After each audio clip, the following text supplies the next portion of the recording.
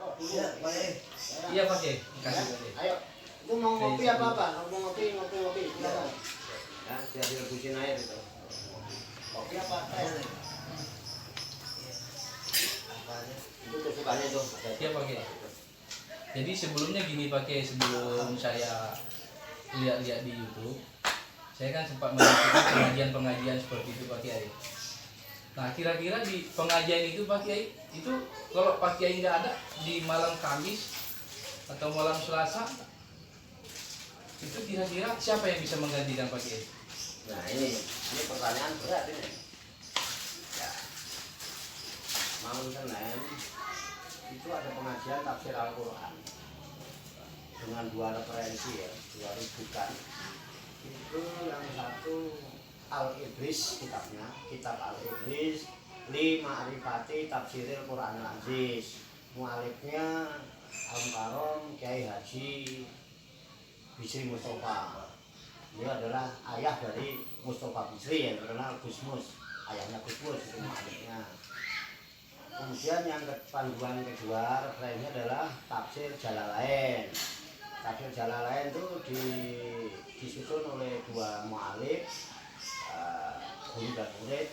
Yang satu namanya Syekh Jalaluddin Muhammad Ibnu Ahmad Al-Mahali dan Syekh Jalaluddin Abdurrahman bin Abu Bakar As-Suyuti. Itu malam Senin. Ya. Kemudian malam Kamis ada kajian lagi. Itu kitab referensinya kitab Nasoihud Diniyah wal Wasoyal Imaniyah. Nasoihud Diniyah itu nasihat-nasihat keagamaan, wal Wasoyal Imaniyah dan wasiat-wasiat keimanan. Mu'alifnya adalah Syekhul Imam Barakatul Anam Sayyidil Habib Abdullah bin Alwi Al-Haddad. Beliau adalah Sohibul Rotib. Ini kalau ada ratiban itu Rotibul Haddad, itu beliau yang itu. Ya, yang ijazahnya, Sohibul ijazahnya beliau. Tuh, ya kalau pertanyaannya tadi kalau saya nggak ada yang ganti siapa ya? Sebenarnya ustadznya banyak di sini. Ini ada Ustadz Dedi Mulyana, ada Ustadz Kalimi Ghazali, ada Ustadz Aris Susanto Al-Majalangki, ya. Banyak Ustadz, ada Ustadz Ahmad Zainuddin. Banyak lah Ustadz itu banyak. Tetapi ya itu begitu malam Senin, malam Kamis. Kalau saya kebetulan nggak bisa ngajar ya, ini kesulitannya. Ya ngaji masing-masing aja. Ya saling itulah, diskusi atau apa sambil ngopi, rokokan. Ngorok. Ya ada istilah sampai ada istilah ngorok itu ngorok. Ngopi rokok, iya kan? Ngopi rokok tapi ngopi yang baik-baik. Nah, ini karena memang belum ada kesiapan untuk itu. Mereka kalau diminta ini ya nggak ada yang siap melaksanakan, itu belum ada. Jadi jiwa pasukannya belum ada, belum siap dari pasukan tempur. Jadi harus digendong terus gitu. Akhirnya kan saya ya kayak Mbak Surip tuh, murid-murid itu Pak gendong lu tuh yang digendong yang nggak punya rasa malu gitu loh. Harusnya kan gua udah gede nih, masa digendong terus mestinya ya. Kan gua udah 20 tahun, nggak 25 tahun ya kan, masa digendong terus. Nah, ini pertanyaannya luar biasa, ini masa bingung jawabnya. Karena sampai saat ini ya nggak tahu nanti kalau. Jadi gini Pak Kiai, jadi sempat nggak kira-kira Pak Kiai terbesit di dalam pikiran Pak Kiai, kira-kira kalau seandainya gitu Pak Kiai, seandainya gitu Pak Kiai udah nggak bisa meneruskan padepokan ini gitu, kira-kira gimana perjalanannya gitu kira-kira Pak Kiai? Ya saya berharap orang-orang yang ngaji bareng sama saya kalau nggak ada dia lebih baik dari saya, itu harapan saya. Itu kan harapan boleh-boleh aja ya, makanya orang-orang yang belajar sama saya ya mestinya mikir bagaimana saya punya prestasi setiap saat, bukan kemar lah. Yang penting yang ngilangin bete daripada di rumah nggak bini cemberut semangat ngaji, jangan gitu ya kan. Jadilah dai setelah tahu. dia kan penyampai, jadilah mubalik. Karena Nabi kan nganjurin tidak harus kita jadi ustadz dan kiai untuk menyampaikan. Baliku ani walau ayat. Sampaikan dariku walaupun kamu baru ngaji satu ayat, kamu nggak paham satu ayat, sampaikan gitu loh menurut saya. Ini masalahnya sulit untuk menyampaikan karena dia nggak paham satu ayat pun. Tapi apal. Ya, beda loh, apal ayat sama paham ayat itu. Beda nggak? Beda. Kalau apal kan yang anak-anak kita kecil-kecil yang hafid banyak. Itu. Dan kita kepingin ada upaya untuk itu.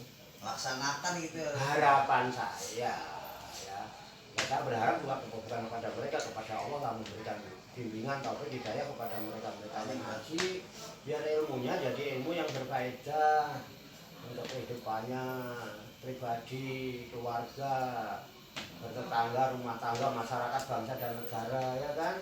Fidini wa dunya wal gitu. Mau harapan saya kepada Allah begitu. Tapi ya kalau nggak diimbangi dengan manjada wajada, ya itu kalau bikin status mau pinter-pinter kan itu mereka. Manjada wajada, orang siapa yang sungguh-sungguh dia wajib sukses berhasil. Dia sendiri ya nggak usah, ya udah habis ngaji ya udah gitu. Berusaha untuk buka lagi di rumah itu.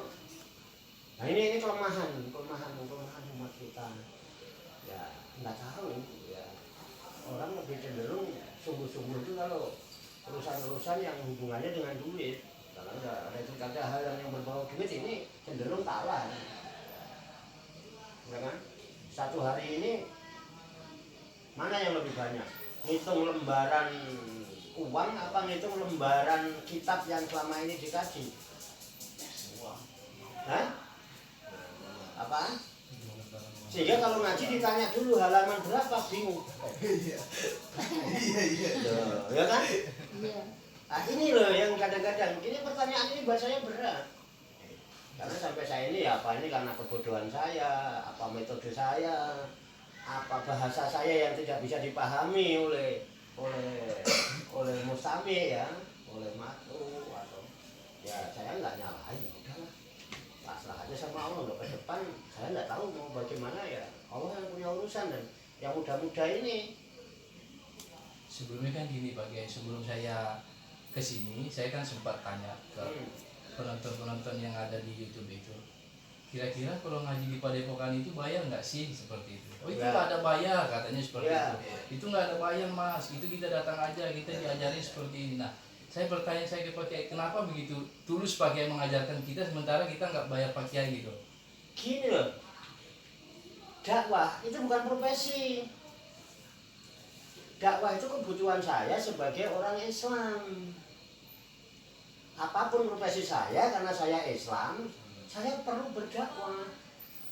Karena apa? Dakwah itu Allah jadikan begini, alladzi ja'ala dakwata ilal huda wa dilalata alal khairi wa nasihata lil muslimin.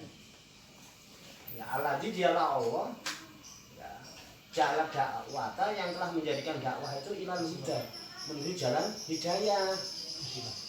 Nah kalau kita Islam kemudian nggak mau dakwah, kan hidayah ini kan nggak nyampe, orang nggak bisa dapat petunjuk.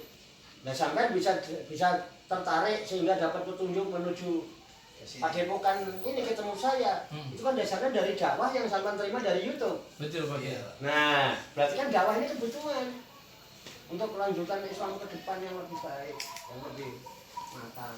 Jadi makanya saya berpikir setelah saya tanya kok bisa ya gitu, kok sampai setulus itu, sampai sepanjang itu pengajiannya. Jadi Saya makanya sendiri penasaran nggak merasa saya tulus, merasa ikhlas karena nggak tahu amal saya yang ikhlas yang diterima yang mana, saya sendiri nggak tahu. Cuman menurut saya ini kebutuhan saya. Kalau kebutuhan saya ketika saya bisa berdakwah berarti kebutuhan saya sudah terpenuhi. Saya mau berharap apa lagi? Oh itu alladzi ja'ala da'wata ilal huda, itu jalan menuju hidayah, itu memang itu dakwah itu. Wa dilalata alal khairi. Dan dakwah itu menunjukkan kepada kebaikan. Ketika saya bisa berdakwah berarti saya menunjukkan pada kebaikan. Itu kan sudah kebutuhan saya sudah terpenuhi. Karena apa? Saya dapat kebaikan dari situ. Terus saya mau tukar apa lagi? Tahu ini tulus apa enggak begini ini kan saya sudah dapat dari dakwah itu. Wa dilalata alal khairi wa nasihata lil muslimin. Jalan dakwah itu bagian dari nasihat kepada sesama muslim. Bukan kan nasihat menasehati diperintah sama Allah. Tawasau bil haq wa tawasau bis sabri. Apa saya harus masang tarif gitu? Pendaftaran berapa, terus setiap bulan harus bayar berapa? Saya dari dulu tekankan sama siapapun yang ngaji di sini, ya di sini nggak ada bayaran. Dari yang mulai anak-anak yang sore jam 4 dari dulu nggak ada uang pendaftaran, nggak ada SPP bulanan, nggak ada. Karena apa yang disampaikan ini ilmu Allah. Untuk apa? Keselamatan, kesejahteraan, kebahagiaan dunia akhirat. Kira-kira kalau diuangkan, dimaterikan, berapa pantasnya bayarnya semua? Untuk orang yang mengajar ngaji itu 10 juta cukup nggak? Selama sebulan ini lah. Ya nggak apa-apa sebulan, apa sehari lah. Sehari 10 juta kira-kira cukup nggak itu? Yang mengajarkan gitu pakai ya? Iya, bapak-bapak sampai ngajar ngaji. Ini ilmu Allah. Ya, untuk keselamatan, kebahagiaan. Oh nggak cukup pakai? Satu hari 10 juta bayar nggak cukup? Nggak cukup. Nggak cukup. Nggak cukup pakai. Kalau dari Allah langsung pakai ya, tapi kalau dari katanya ini yang kita sampaikan, emang manusia ada yang punya ilmu. Ilmu yang sampai ke saya kan ilmunya Allah. Berarti saya hanya keamanatan ilmu itu, yang kewajiban orang diamanati ilmu menyampaikan, bukan menjual. Itu kan ayat-ayat Allah. Ada larangan wala tastaru bi ayatillahi samanan qalila. Jangan coba-coba kamu menjual ayat Allah dengan harga yang sedikit. Kalau larangan itu larangan, orang minum khamr dilarang. Orang judi dilarang. Betul nggak? Nah ini Allah melarang jual ayat Allah. Kenapa berani jual? Saya nggak berani, sama-sama larangan kok. Kalau saya nggak mabuk, saya nggak kan dilarang Allah. Kalau Allah melarang jangan menjual ayat-ayat Allah, ini kan larangan juga. Kalau sampai saya narif, saya minta bayaran, berarti saya jual ayat Allah. Nggak larangan. Apa bedanya dengan para pemabuk, para pezina, para penjudi? Itu masalahnya itu. Ini kan kebutuhan saya dakwah. Apapun profesi saya Islam, saya dakwahkan Islam. Tulus benda begini ini ya, itu kan pandangan sampean ya, karena selama ini mungkin sama melihat di mana-mana identik dengan uang. Betul, Ya kan, dan saya memang tidak ada. Tapi alhamdulillah Pak, Bapak lihat saya sendiri sampai sekarang, saya istri baru 1 ya. iya Istri pakai baru 1. cukup 1. Ya, tapi anak saya 4, cucu saya udah 6. Hidup nggak harus dengan menjual-jual ayat. Itu yang saya lihat pakai di luaran sana, saya lihat ya, itu setiap ada pengajian pasti saya lihat ada buku khasnya sekian seperti itu, bulanannya untuk sekian gitu, seperti itu pakai. Nah begitu saya dalami di sini, saya lihat saya tanya yang komentar yang pengajian seperti itu di YouTube itu pakai ya, saya sempat kenalan gitu kan, saya tanya, oh di situ nggak ada mas, di situ nggak ada apa-apa katanya gitu. Iya. Makanya saya sedikit penasaran, oh iya ya, apa saya perlu ke sana gitu untuk menggali lagi lebih dalam seperti itu. Saya pikir seperti itu. Makanya saya tanyakan langsung ke Pak Kiai seperti itu. Makanya ketika ada yang tanya bayarnya berapa sebulan gitu ya, sampean mampu nggak bayar saya? Kalau bayar sekian juta, yang mampu nggak mampu, makanya jangan tanya bayaran. Daripada saya minta ngaji bayar berapa, lebih baik begini, tunaikan kewajiban sampean. Ya, kewajiban apa? Wa mimma razaqnahum yunfikun, dan dari apa saja yang dirizkikan kepada mereka, yunfikun adalah engkau infakkan. Kalau sampean punya rezeki, kewajiban sampean infak yang wajib namanya zakat mal misalnya, itu aja tunaikan. Dan apabila engkau niatkan untuk itu, toh bukan untuk kepentingan orang yang terima, kepentingannya kembali kepada yang mengeluarkan, yang memberi. Jadi sama-sama, saya punya manfaat, sampean mengeluarkan uang juga bermanfaat. Kalau sampean bayar saya ngaji, berarti kan ada persekutuan, ada kerjasama kong kali kong untuk jual ayat Allah. Ayat Allah ini nggak mungkin dijual kalau nggak ada pembelinya. Pembelinya juga nawar kok, mahal amat Pak. Jadi ya kan? saya mempertanyakan ini pakai, jadi saya nanti kan untuk yang lainnya yang seperti saya yang baru awam-awam seperti Dan itu, jadi tahu dampaknya alasannya. bagus loh. Apa lagi? Dampaknya nggak bagus bayaran itu. Oh iya gitu begini. Misalnya gini, sampai nanya, Mas Fahri, anaknya ngaji di mana? Di sana. Kenapa nggak di sana? Di sana bayarannya mahal banget tuh. Dampak pertama ya. Hah? Dampak pertama. Betul nggak? Iya, Pak. Itu umum. Iya.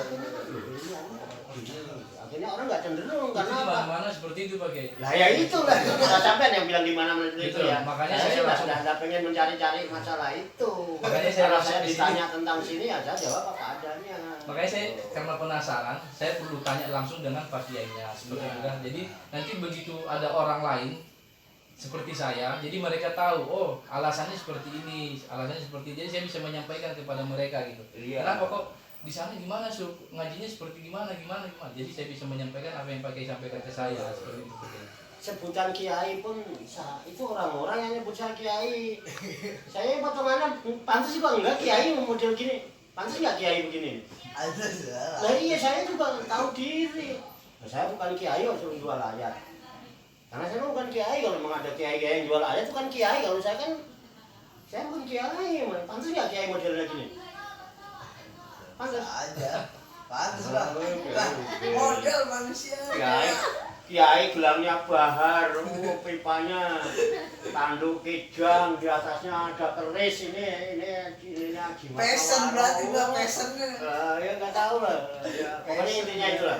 Karena saya orang Islam, saya punya kebutuhan untuk berdakwah sesuai batas kemampuan yang ada pada saya.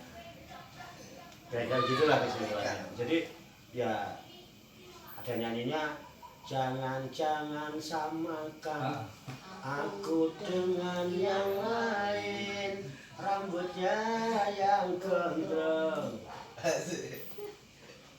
bahar pun jadi gelangnya. Udah, oke. Jangan baper ya.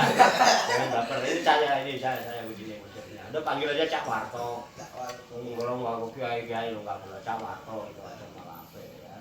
Ini kan ragam majasi ya katanya ini. Ya.